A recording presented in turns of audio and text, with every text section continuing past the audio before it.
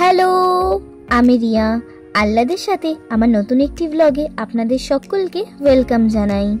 আজ 26শে ফেব্রুয়ারি, মানে মহাশিবরাত্রি। প্রতিবারই শিবরাত্রিতে আমি মেহেন্দি পরি, এবারও তার ব্যতিক্রম হয়নি। অন্যবার শুধু বাঁ হাতেই পরি, এবার দু হাতেই পরার ইচ্ছা হলো, তাই পরেই ফেললাম। আজকে তো সারাদিনই উপোস, তাই আজকে আর বিশেষ কোনো কাজ নেই। এই একটু নেল পলিশ পরে যাব স্নানে। এই দেখুন মেহেন্দির ডিজাইনটা কেমন হয়েছে। বাঁ হাতের ডিজাইনটা আমি করেছি, আর ডান দিকেরটা দাদা ভাই করে দিয়েছে। এই পড়তে পড়তে রাত 2:30 বেজে গেছিল জানেন। স্নান করে এসে দেখি মা চন্দন বাটা শুরু করে দিয়েছে। শিবরাত্রির দিন মায়ে সব বাজারঘাট করে। মালা, ফুল, ধুতুরা ফল, মিষ্টি সবকিছুই আনা হয়ে গেছে। এখন চন্দনটা মা বেটে দিলেই আমি বসে পড়ব ঘরের ঠাকুর দিতে।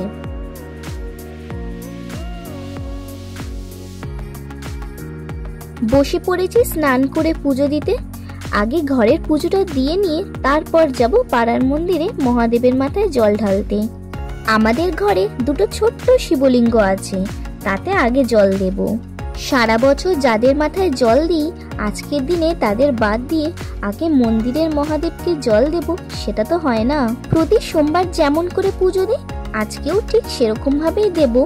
শুধু ওই পৈতে, ধুতুরা ফুল আর আকন্দর ফুলটা এক্সট্রা দেব শিবরাত্রির উপলক্ষে। আজকে সমস্ত পুজোর আয়োজন মাই করে দিয়েছে। আমরা উপোস করেছি বলে আমাদের কোনো কাজই করতে দেয়নি মা।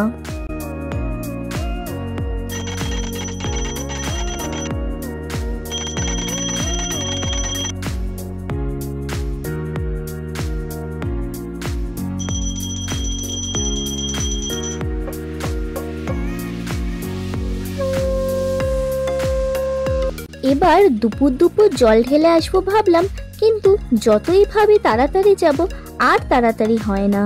দুপুরে বেশ ফাঁকা থাকে মন্দিরগুলো, তাই ঠিক করেছিলাম দুপুরেই যাব।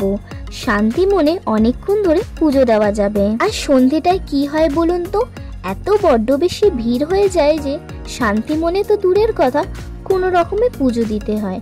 আর পিছন থেকে সমানে তাড়া দিতে থাকে। পুজো দিতে গিয়ে তাড়াহুড়া একেবারে ভালো লাগে না। আমি মোটামুটি রেডি হয়ে গেছি। মা আমাকে শাড়িটা পরিয়ে নিয়ে ওদিকে পুজোর ডালাটা সাজাচ্ছে।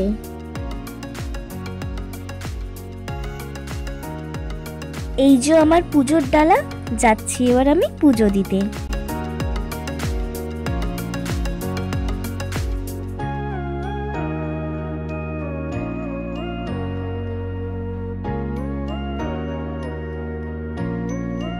এই মন্দিরটা আমার পাড়ায়। এই মন্দিরটা আসলে হনুমান ঠাকুরের মানে বজরংবলী মন্দির। তবে এই মন্দিরের সাথে লাগোয়া এক শিবলিঙ্গ আছে, তাতেই পুজোটা দেব আজ।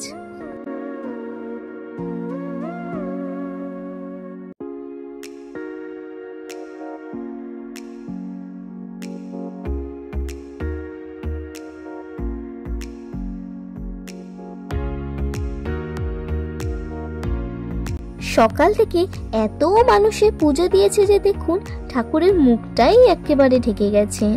মহাদেবের স্নানের প্রসাদী দুধটা যে নেব, ঘটিটা রাখার জায়গাই পাচ্ছি না। অনেক বছর ধরে এই শিবরাত্রিতে এই মন্দিরে আসি জল ঢালতে। পুজো উপলক্ষে মন্দিরটা বেশ সুন্দর করে সাজায়।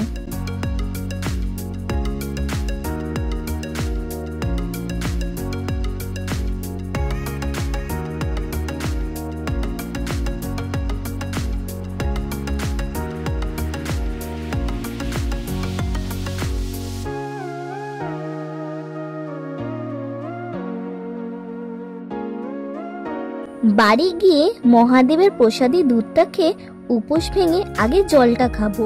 জল তেষ্টা অনেকক্ষণ ধরে পেয়েছে। মা বসেছে ফল কাটতে, আর আমি এগুলো এবার পরিষ্কার করে নিই।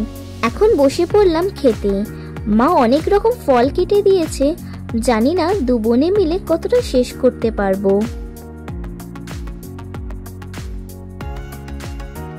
এই যে সন্দেশটা দেখছেন, এটা মা বানিয়েছে, নলেন গুড় দিয়ে করেছে। দারুণ হয়েছে সন্দেশটা, পুরো দোকানের মতন লাগছে খেতে।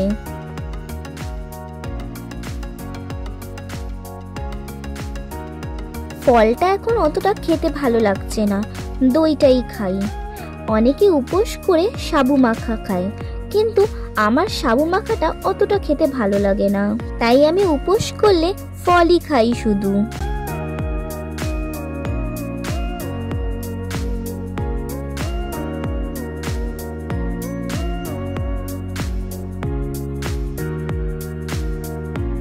খেয়ে নিয়ে পেট পুজো করে এবার বেরিয়ে পড়লাম দুই বোনে মিলে পাড়ার মহাদেবের পুজো দেখতে।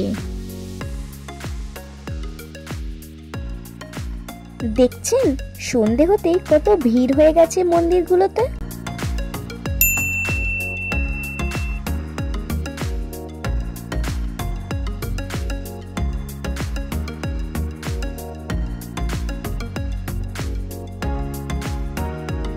ঘোরা হয়ে গেল, প্রসাদ নিয়ে এবার যাব বাড়ির দিকে। শিবরাত্রির কিছু মুহূর্ত ছবির মাধ্যমে আপনাদের সকলের সামনে তুলে ধরলাম। আবারও দেখা হবে অন্য একটি ব্লগে। আপনারা সকলে খুব ভালো থাকবেন। বাই।